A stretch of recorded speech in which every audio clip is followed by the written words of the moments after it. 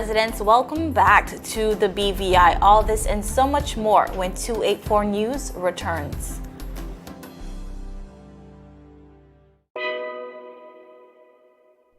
There's a reason you get up on a morning. A reason you pick yourself up, start the day. Maybe it's sheer grit. Maybe it's your ethics. Maybe it's because you know people like you are waiting for people just like you. We all have our reasons, and for Republic Bank, that reason is you. Every little thing, every big thing. It's all about making a difference in your life. Because after 182 years, if it's one thing we're sure about, is that the difference is you. We're here to help. Republic Bank, we're the one for you. Is business slow, cash flow down, hosting an upcoming event? We can help. Advertise with 284 Media and take your business or event to the next level by enhancing your present marketing and messaging strategies. Allow our team of experts to create a personalized ad that sets your business apart from all the rest. This could be your business or event. So, what are you waiting for? Contact our marketing team at 284media@cctbvi.com. Advertising with us works. A pleasant welcome, everyone. It is Thursday, June 4th, 2020. My name is Javon Wilson. And I am Kyla Kenesha Forbes.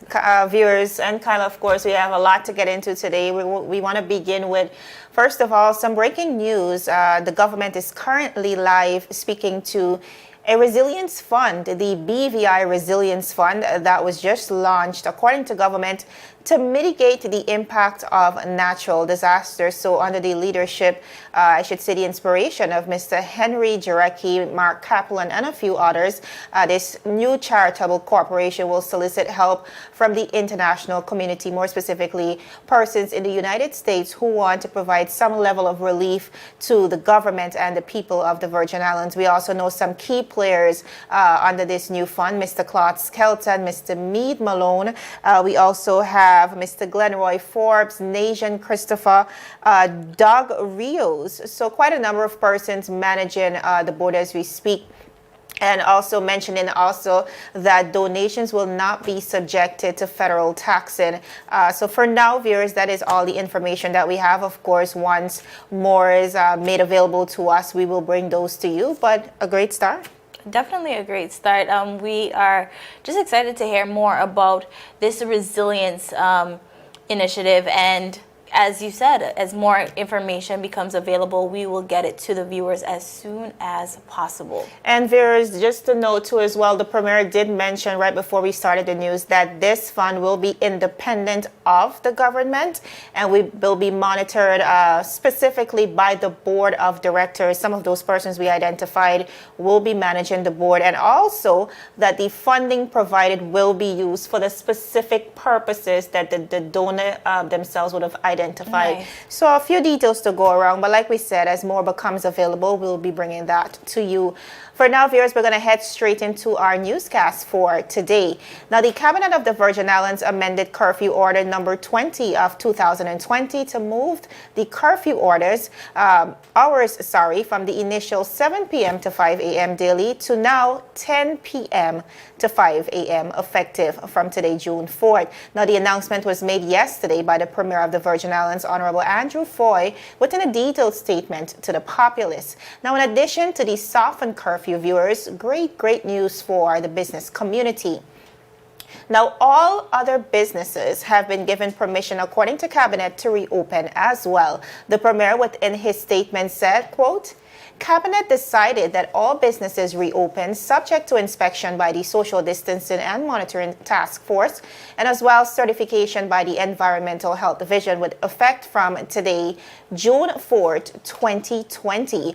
This means that remaining businesses such as bars, and I know that one specifically, Kyla, is certainly welcomed, as you know, the bar owners were really rooting, and the people as well, to be able to go out and relieve some of their tensions. But nevertheless, we want to be able to do that in a very safe and practical way in light of what's happening with COVID-19. So once they receive their approval, they're basically given the go-ahead as well. Vera's cabinet also approved the movement of boaters within our shores. The statement said, quote, Cabinet endorsed the decision taken by NSC to amend Section 6 of Curfew Order Number 20 to permit the movement of vessels within territorial waters, except in waters that are classified as an exclusion zone. And the reference points on the map, however, viewers, they are a few conditions. Now, all COVID-19 restrictions are to be applied. Permissions are only granted between the hours of 5 a.m. to 5 p.m. daily. There is also a navigational limit. Marine traffic and activity will be permitted east of 64 degrees, I think that means degrees west of the south side of Tortola, and an area east of the dividing line between the westernmost tip of Jos Van Dyke and the westernmost tip of Tortola. This area, viewers, will be further confined by navigational limits to the north, east, and south. And so traffic through the exclusion zone is strongly prohibited and requires pre-clearance from the Multi-Agency Operational Command prior to transit. This, of course, viewers, is in keeping with the relevant authorities just being able to manage the borders from, of course, like the Premier has said, and of course the Royal Virgin Islands Police Force and our Marine Security, making sure that we do not compromise our borders while being able to move back to some level of normalcy in the Virgin Islands. Yes, out of this story, Javon, we've seen where the government are allowing more businesses to open, as you mentioned. Now, the bar industry will be able to operate. As you said, a lot of persons have been this has been the talk on the street. Right. We've heard discussions about it, and we're really and truly glad to see the BVI moving forward as we reopen, but in a safe and precautious way. Also, boating, that was also a big discussion amongst the populace here in the BVI, because at the end of the day, this is our culture. This is what the people of the BVI know. So we're glad to see the territory just moving forward, but of course in a precautious way. We have to remind the viewers that, like the Premier rightfully says, every single press conference, we are not out of the woods just yet. You know, just yesterday we welcomed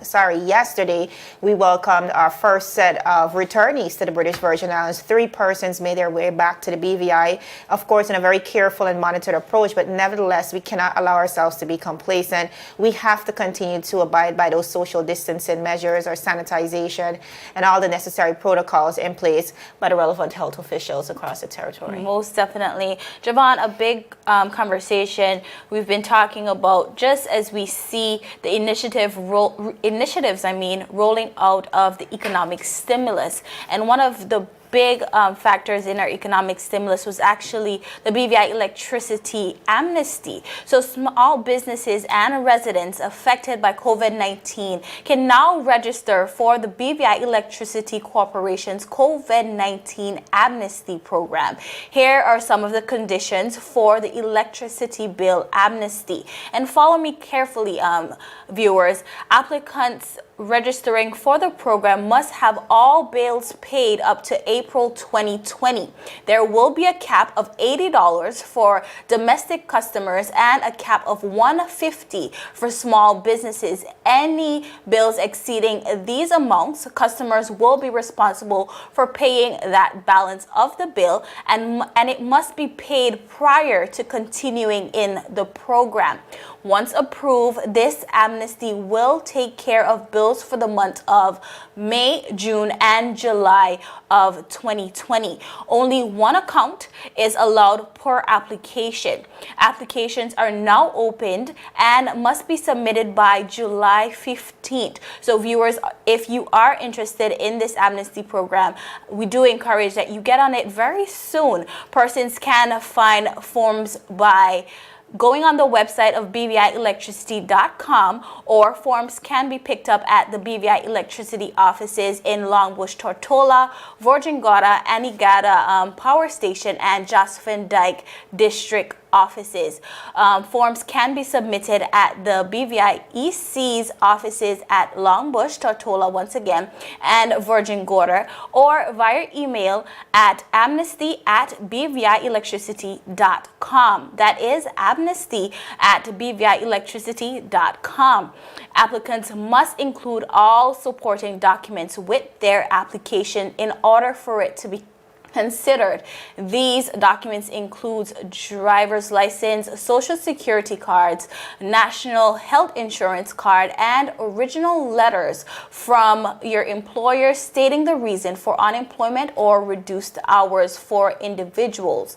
Also, small businesses must include copies of their current trade license and either a good standing certificate from the Social Security Board or a good standing certificate from the Inland Revenue Department. Of course, viewers, for more information on this, we encourage you to contact the BVI Electricity Corporation at 284-852-4600, or you can email them at amnesty@bvielectricity.com. Now, Javon, something that we've been hearing is this initiative will be led and monitored by the BVI Electricity and its board, and it will be offered on a case-by-case basis once applicants have submitted their application and the necessary documents. And I think that is where a lot of the confusion comes as well, because based on what we were seeing, the trend with the economic stimulus rollout plan, what we've been seeing, what's specific to it is the fact that it's very discretionary based. Very case by and case. Also, it's very important to note that this grant that is being governed by the BVI EC board was not included, like there is not a money allocation within the rollout of the stimulus. So this will be monitored specifically by the management and the board of BVI Electricity. And like you said, discretionary based, even though a very clear criteria has been laid out, persons still will not qualify for it, basically,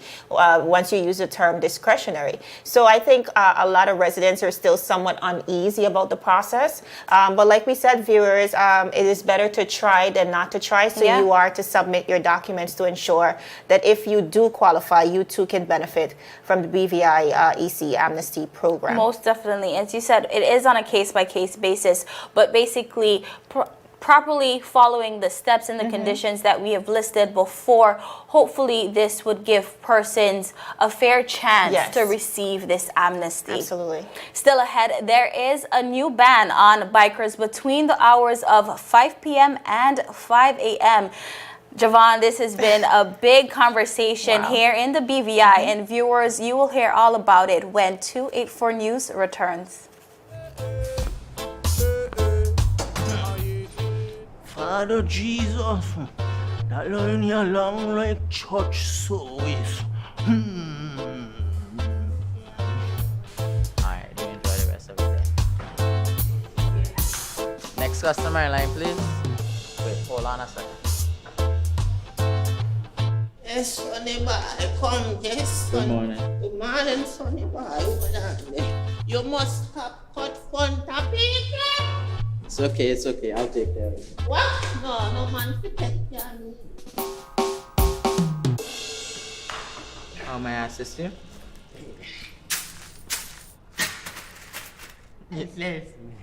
You want top of power? You want top of power? Join the prepaid party with CCT and enjoy more affordable data plans, more top-up promotions, more savings with hero bundles, and more value for your money each and every Tuesday with Top Up Turn Up Tuesday. Visit a CCT store today or anywhere CCT Top Up is sold and top up your phone. 5, 10, 15, 20, 25, 30. You want top of power? Eco? Eco? Eco? Everyone is speaking about eco-friendly products. We wanted to take the time to introduce the Eco Island brand. Eco Island is a brand dedicated to providing you with a reliable and cost-effective solution. Eco-friendly products for your restaurant, hotel, bar, office, and home. With takeaway trays, bags, cups, paper straws, cutlery, and cleaners. For more information, follow us at Eco Island 100. Viewers, welcome back to 284 News. Now, more surprising news coming out of the Premier's statement laid out just yesterday afternoon. Surprising news for motorists, that is, Kyla. The Premier also announcing that bikers will not be permitted to ride between the hours of 5 p.m. and 5 a.m. daily. The Premier said Cabinet approved a regulation that will, quote, restrict the movement of three-wheel or less vehicles, which includes motorbikes and scooters, from 5 p.m. to 5 a.m. daily for the safety and convenience of the public for a period that will not exceed 3 weeks. Now, interesting, Kyla, the announcement stated, like we just said, for no more than 3 weeks. And I know a lot of persons have been wondering why. We did reach out to the Premier of the Virgin Islands, but up to press time, no response was provided on that. But while nothing much is forthcoming from government, what we've decided to do is just hit the streets to see what the people on the streets think about this ban. So let's take a look. Hello viewers, we are here with one of the coordinators of bikers running a very big part of the biking community, a big representative, that is Mr. Shima Martin, of course, to speak about the ban on bikers as of yesterday, June 2nd. Now, to begin with, I think this is a big blow to the biking community. How do you feel about the ban? Well, actually, I don't understand the reason for the ban. Maybe if we can understand why a ban was placed on these bikes, then we could maybe understand and find ways to find solutions. Right. If there is an issue, we need to come together instead of putting more restrictions, which would cause more problems. You put a restriction on bikes. Bikes are transportations. Sometimes that's the sole means of persons getting around. And you lift the curfew for a later time, 10 o'clock. So you're telling me, because I get around on a bike, I can't go where I need to go or want to go. Right. I think it's just going to cause more problem, and it's also going to cause law enforcement to have to use more human resources to police it. And I don't see it being reasonable. All right, and I know Bikers Run, a brand that you represent very well, has been working feverishly to repaint a lot of the stigma attached to the biking community as well, through education, through awareness. And ever since the ban, we've been hearing persons really pushing for that instead. What is your thoughts? What are your thoughts on that? We just need more persons to partner with us to actually make these incentives come to a reality. Find more activities for the bikers, because the truth is bikes are fun. It's a way of transportation. Yes, we have a little nuisance here and there, but instead of trying to put bans in place, find a place where they can express themselves, where they can have fun, where they can actually enjoy the bikes, because it's an enjoyable thing. All right. In closing, we have to admit there are riders who are a bit reckless on the roadways. We have a very high accident rate as well, and persons are failing to wear helmets. What do you want to say to those riders specifically? Riders, let's do the right thing so we can get what we want when we need it. All right. Let's do the right thing and be safe. Thank you so much. I have no problem with the 12-hour ban. I think they need to go a little bit further. Get the cyclists to wear helmets, have them have their vehicles licensed just like the rest of us on the road, because we are sharing the same space. I've had several run-ins or close run-ins with them, so I would like to see this taken a step further and get their vehicles licensed. Viewers, we are here with yet another rider, a very seasoned one at that, very well known as Shorty. Now, just tell us about how you feel as it relates to government placing a ban on bikers after 5 p.m. every day.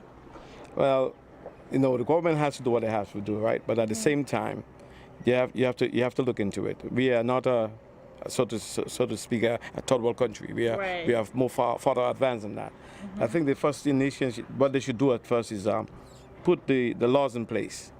Then the people, if they don't abide by the laws, meaning that the bikers, not giving them a certain hours to walk, to ride, whatever. There are guys that ride, and they have no other transportation, no other means of transportation but their little bike. You understand? So what? After 5 o'clock, let's suppose somebody's working, and they finish work at 7, 8, 9. What are they supposed to do? Stop and catch a ride home, whatever? You got to think when we put laws in place. I mean, it's facts that there are a lot of young guys are riding out there, and they are creating havoc. It's the truth, right?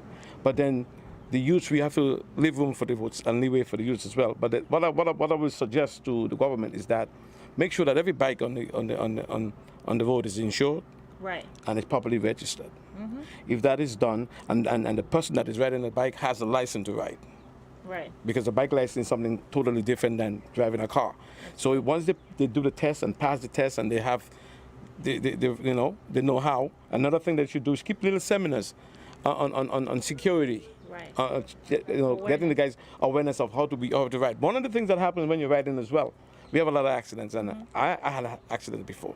Not in the BVI, but in the States I had several accidents where I fell off my bike or whatever. And the thing is, when you fall off a bike, Right. most of the time it's not the rider.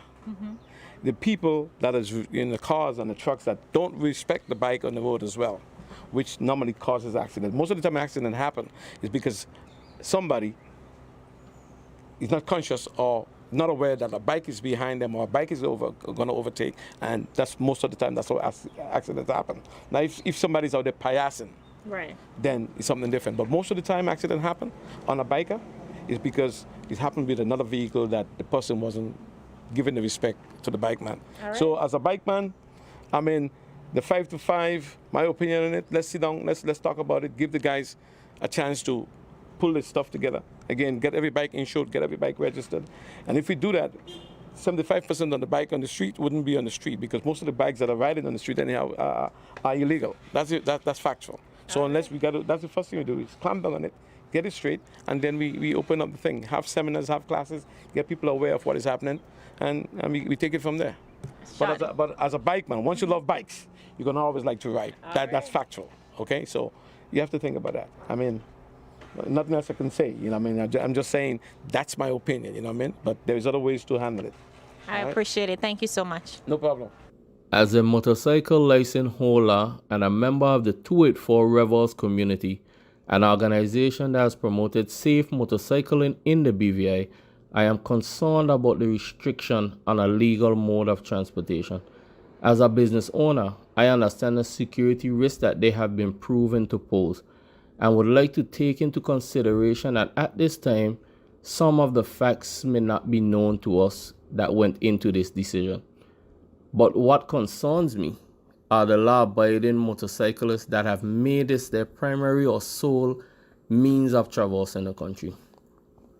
Sometimes the innocent suffer for the guilty, but I am worried that the persons that have to finish work at 5 or after 5 has to go to the grocery store, has to take medication to an elderly person, has to pick a child up from a family member, or delivery companies that are newly formed that deliver things to people in the evening time or between 4 and 6, and make it off the road to be in compliance with the law.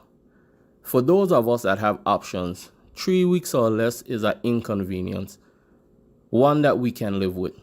But for those who have no options, it is a stretch on their already challenging COVID-19 new normal. Viewers here with another rider, Mr. Massa himself. Massa, 5 p.m. to 5 a.m. ban on bikes. How are you feeling about that? Small little words about it. I mean, I guess it's only for 3 weeks, but in and out of the whole idea being that the innocent have to suffer for the guilty in this case, in terms of persons with, let me just say, a later time job than 5 o'clock. And that's their only, source of getting home. That's their only source of transportation. So in my mind, they too going to be affected by the whole ban from 5 o'clock. But on the other hand, I mean, we as young people, we make it bad for ourselves because, if we were abiding by the laws and the rules and these different sort of things, we wouldn't be classed as a nuisance. Right. So that's the in and out for me. You buy myself as a whole long. Cannot do it, Massa. Thank you.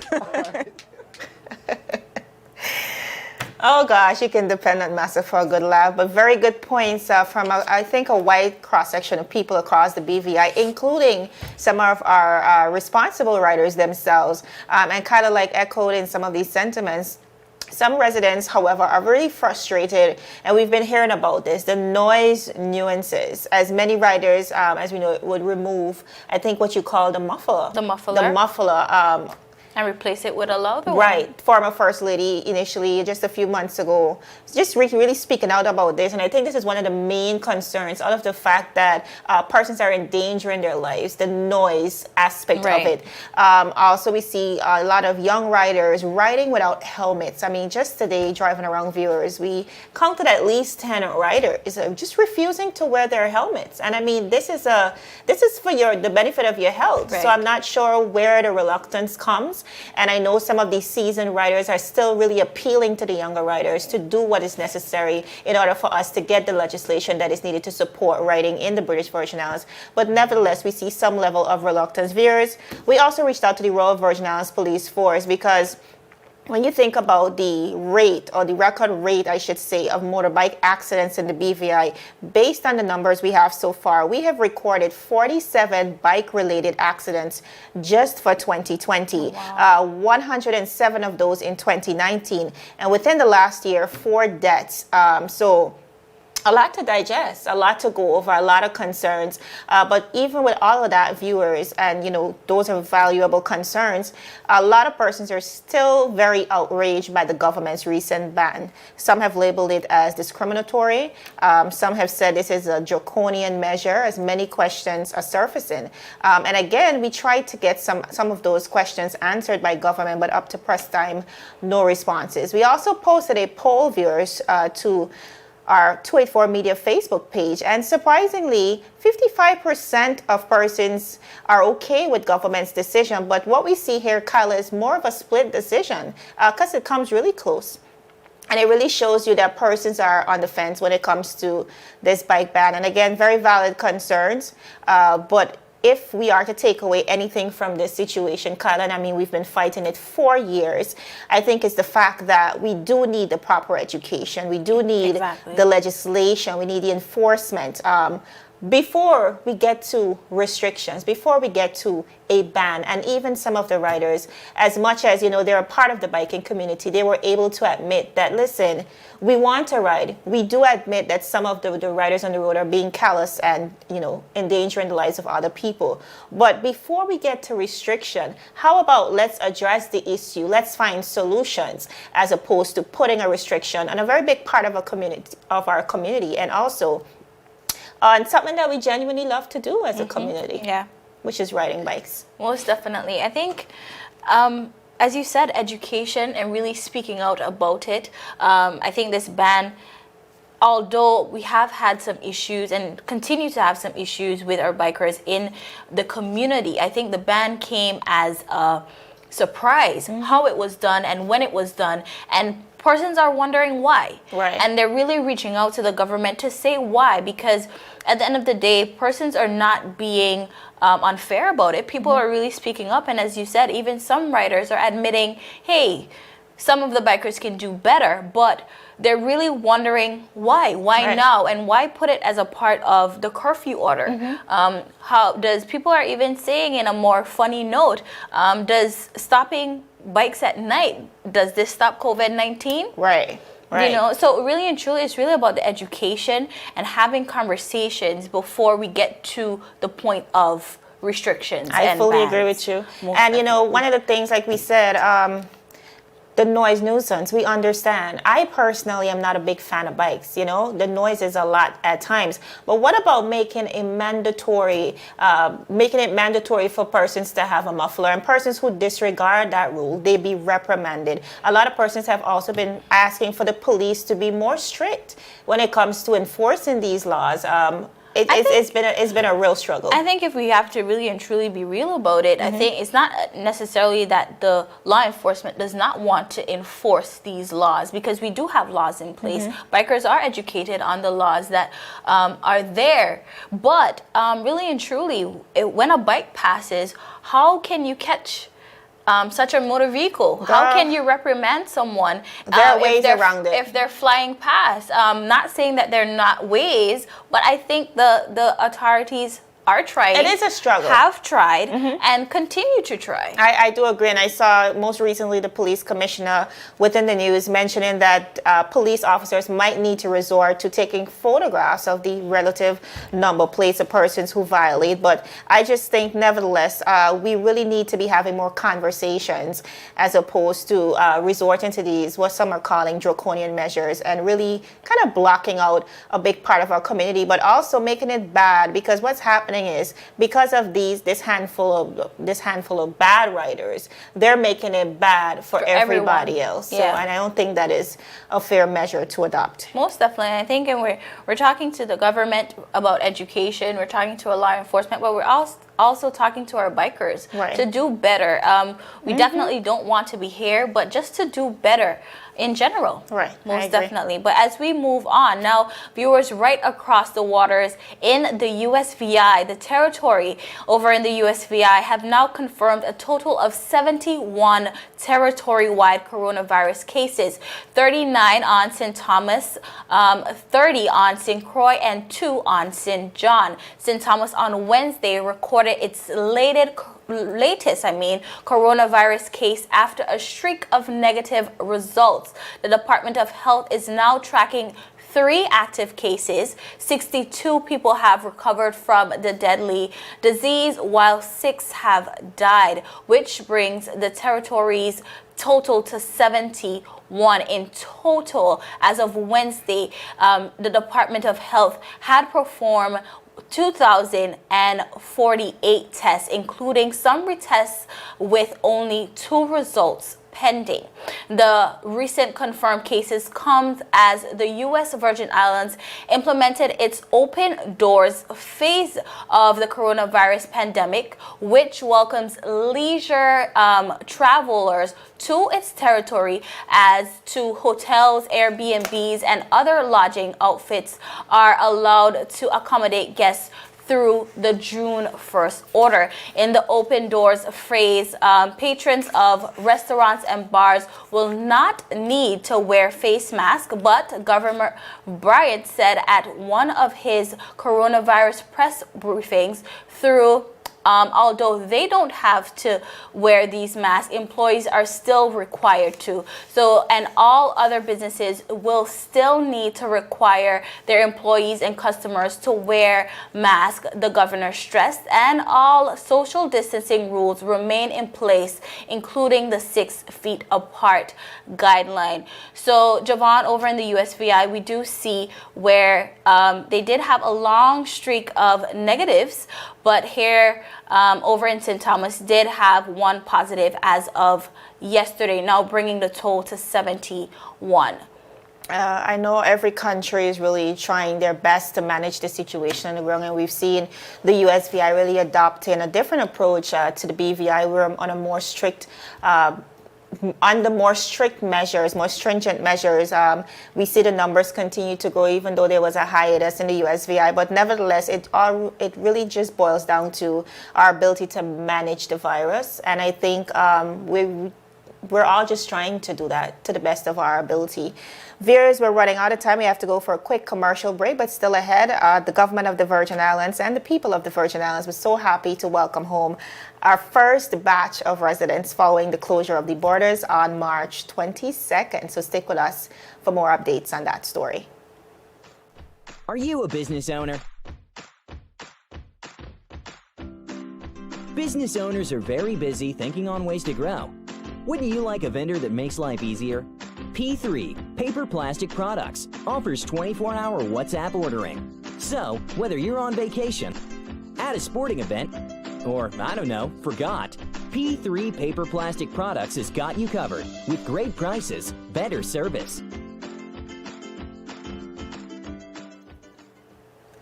Viewers, welcome back to 284 News. As we wind down, just yesterday, the first 2 flights with Virgin Islanders touched down at the Terrence B International Airport June 3rd with a total of 3 passengers, since the borders would have closed on March 22nd, 2020. Now, Premier and Minister of Finance, Honorable Andrew Foy, in a welcome message for the returning residents, indicated that as a territory, we are happy to be at the phase to be able to welcome home our people, saying, quote, We are indeed happy to see you once again. Please follow the protocols and guidelines that are in place to ensure the health and safety of you and of others. He added that the first 2 weeks are designated for persons that are registered for private quarantine accommodations, and that government quarantine will be available from June 15th. Now, returning residents will undergo a controlled re-entry process managed by the multi-government agencies to ensure the safe repatriation of nationals to the Virgin Islands. Returning residents were pre-checked by Immigration and Public Health through the process set up by the government and private quarantine accommodations and have been inspected and approved. All other travelers will be placed in government quarantine. Now, travelers will be inspected by port health officials on arrival and will receive a bag with personal protective equipment. Baggage will be screened through a baggage screening system monitored by Her Majesty's customs officials. Now, the Chief Environmental Officer, Mr. Lionel Michael, said that the first day was an absolute success. He said, quote, "It went well in the sense that systems work. The people were screened and transported in the bus. The security system was in place and everything was in place apart from the timing that the flights arrived. Some flights arrived early. That kind of offset the balance. But generally speaking, it went well." End of quote. Now, returning nationals will be transported by the government-provided transportation to the various quarantine facilities where they will be monitored by security to ensure that there is no mingling with members of the public until their quarantine period has expired and they are tested negative for the virus.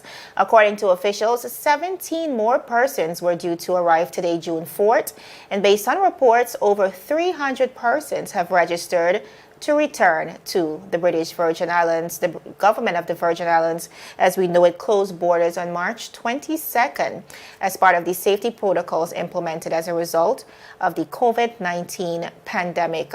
Kyla, before anything else, I just want to say welcome home to all of our returning residents. I know it must have been pretty difficult just kind of digesting and accepting the fact that you cannot return home. You couldn't return home. Borders were closed. I know some persons were in compromised positions.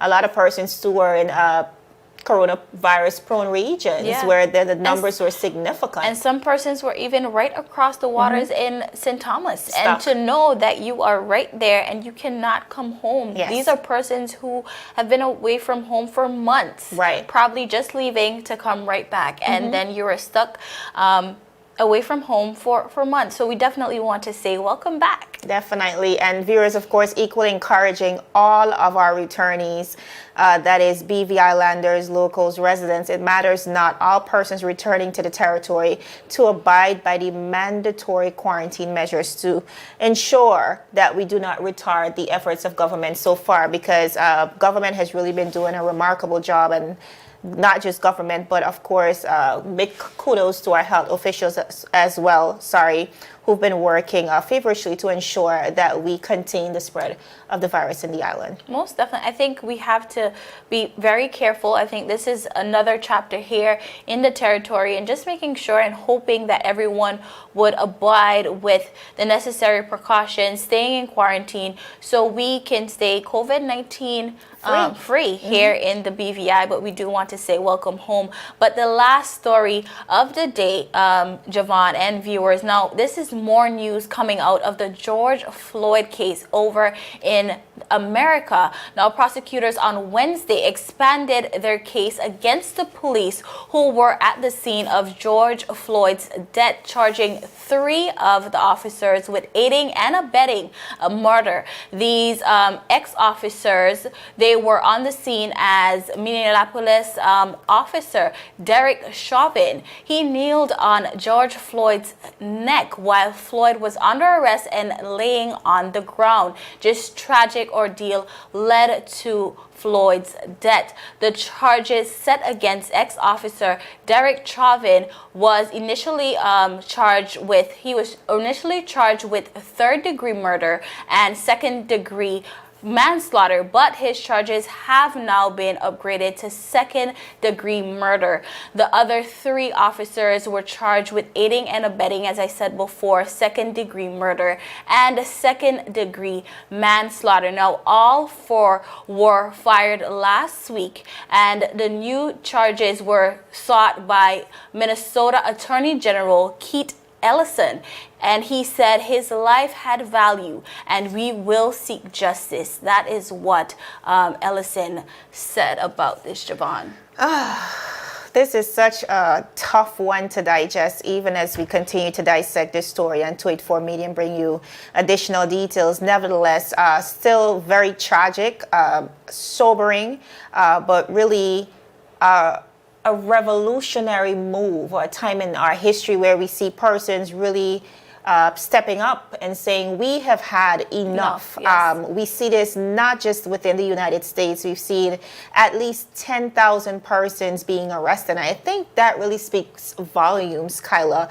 10,000 persons being arrested before we could have apprehended the 4 officers. Yeah. Yes, the 3 additional officers in connection with Mr. Chauvin, who not only aided but assisted in murdering this man on the streets. And so it really speaks to the system and how broken the system is. But what we see across the world is just persons just standing in solidarity. Speaking out. We see thousands of persons in Paris protesting on the streets, as far as Africa, coming out in their numbers and saying, listen, we are not there, but we are standing with you.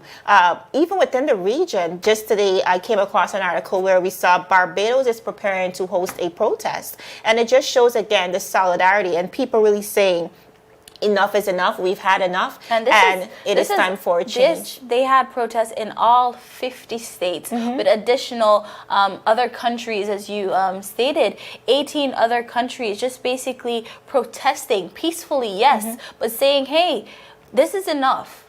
This has been going on for way too long, and it is enough. And, you know, used peacefully in some states, Kyla, but persons are at the point now where they're outraged.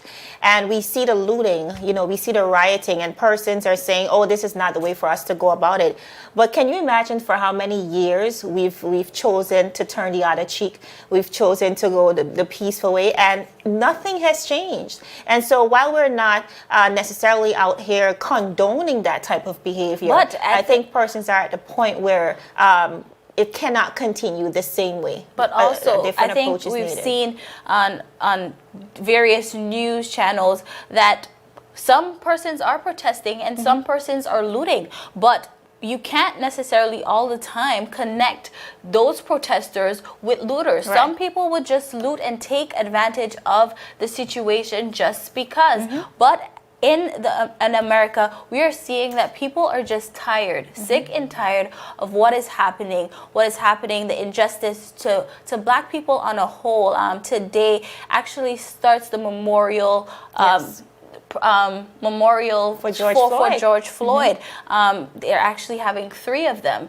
But although justice is being somewhat served, starting that process, you cannot give that man back to his family and to his daughter. You know, I came across, in closing fears, I came across an article, somebody really speaking to broken glass, you know, the broken glass on the buildings and the broken windows on the various businesses that are being looted. But that does not, the article says that does not compare to the broken window that this young lady, Gianna Floyd, she will never be able to look out the window and see her father coming home ever again. So every time you feel like, you know, maybe I am being judgmental about the situation, just think about that and let it sink in for a minute.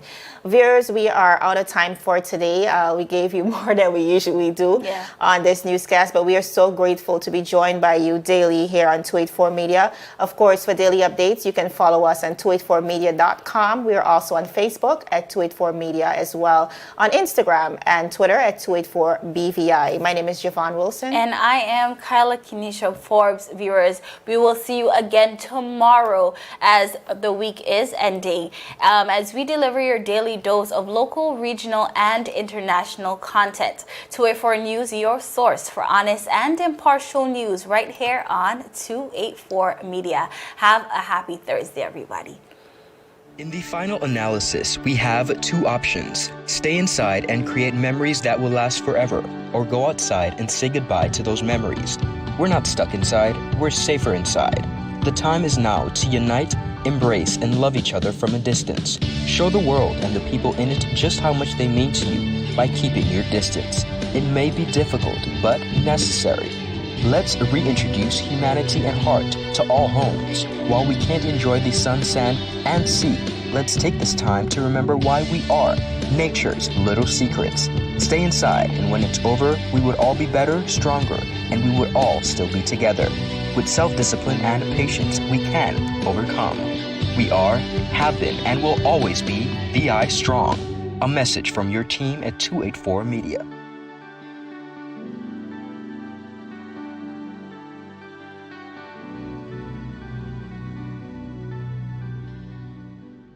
Some claim that the age of a true gentleman is far behind us, but here at 284 Media, we disagree. He may appear in different guises today, but the values and ideals that make him a gent still stand.